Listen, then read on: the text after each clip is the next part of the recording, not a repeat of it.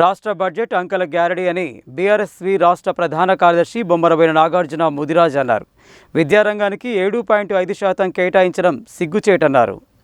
బుధవారం స్థానిక ఎన్జీ కళాశాల ఆవరణలో ఏర్పాటు చేసిన విలేకరుల సమావేశంలో బీఆర్ఎస్వి రాష్ట్ర ప్రధాన కార్యదర్శి బొమ్మరబోయిన నాగార్జున ముదిరాజ్, చల్లా కోటేష్ యాదవ్లు మాట్లాడుతూ బుధవారం అసెంబ్లీలో 2025-26వ సంవత్సరానికి గాను ప్రభుత్వం బడ్జెట్ ప్రవేశపెట్టిందని, ఈ బడ్జెట్లో విద్యారంగానికి కేవలం 7.5% నిధులు కేటాయించడం సిగ్గుచేటని అన్నారు. కాంగ్రెస్ పార్టీ మేనిఫెస్టోలో చెప్పినట్టు విద్యార్థుల కోసం నిరుద్యోగ భృతి కానీ, విద్యార్థినులకు స్కూటీల ఊసేయలేదన్నారు.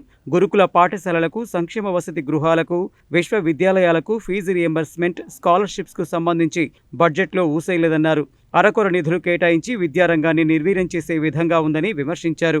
ఇప్పటికైనా సీఎం రేవంత్ రెడ్డి స్పందించి విద్యాశాఖ మంత్రిని నియమించి విద్యాశాఖకు ప్రత్యేక బడ్జెట్ పెట్టాలని ప్రభుత్వాన్ని డిమాండ్ చేశారు. ఈ కార్యక్రమంలో గంట కిరణ్, ఇట్టమళ్ల సంజయ్, వింజమూరు చందు, షేక్ ఫిరోజ్ ఖాన్, షేక్ నజీర్, జానపాటి శంకర్, సైదులు తదితరులు పాల్గొన్నారు. తెలంగాణ రాష్ట్రంలో నేడు కాంగ్రెస్ పార్టీ ఉప ముఖ్యమంత్రి అయినటువంటి ఆర్థిక శాఖ మంత్రి వర్యులు బట్టి విక్రమార్క వారు ప్రవేశపెట్టిన 2025-26 సంవత్సరం సంబంధించిన బడ్జెట్ ఏదైతుందో ఈరోజు అంకెల గాడిగా ఉంది. ఎందుకంటే మాట ఈరోజు విద్యారంగానికి రాష్ట్ర ప్రభుత్వం చేపట్టింది అంటే అరకొర నిధులు మాత్రమే కేటాయించింది. మరి ముఖ్యంగా ఈ యొక్క రాష్ట్ర బడ్జెట్ 3,04,923 కోట్లు అయితే మరి విద్యారంగానికి కేటాయించింది ఎంత అంటే మరి 23,108 కోట్లు మాత్రమే కేటాయించారు. రాష్ట్ర బడ్జెట్లో కేటాయించే శాతం ఎంత ఉందంటే దాదాపు ఒక 7% మాత్రం ఉంది. సిగ్గుచేటైన ప్రభుత్వం. ఎందుకంటే విద్యారంగానికి 7% నిధులు కేటాయించి బడ్జెట్లో ఏ విధంగా విద్యారంగాన్ని బలోపేతం చేస్తామని చెప్పేసి గొప్పలు చెప్తూ రేవంత్ రెడ్డి గారు మరి ఈరోజు గురుకులాలకు ₹1 కేటాయించలేదు, యూనివర్సిటీలకు ₹1 కేటాయించలేదు.